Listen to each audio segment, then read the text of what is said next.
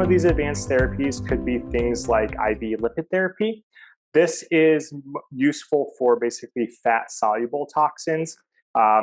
In this chart here, it basically looks at a bunch of different toxins, and then it shows like their log p-value.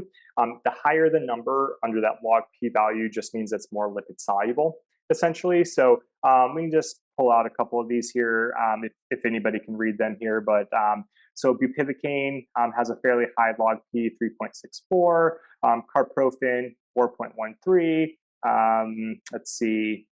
What else we got? On ivermectin, 3.5, et cetera. So these are all drugs where IV lipid therapy might actually be useful in specific instances.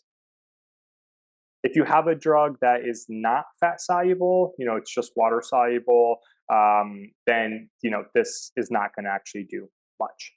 Okay. The way that it works, there's sort of a variety of different theories. The most sort of accepted theory is this lipid sink theory, where basically it sequesters the toxin in the lipid component of the blood. So what you're doing with the IV lipid is you're basically artificially increasing the fatty component of the blood.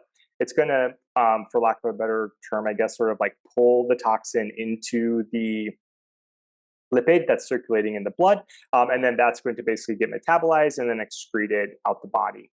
Okay, so the way that it is typically administered is initially with a bolus, and then as a CRI after that.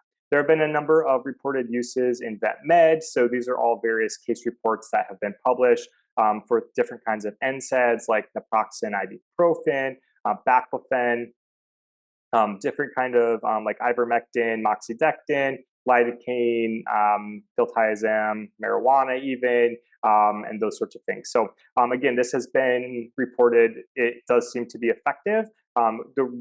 When you would want to do this would be, again, when you have a severely affected pet, where the traditional emesis, activated charcoal supportive care is insufficient.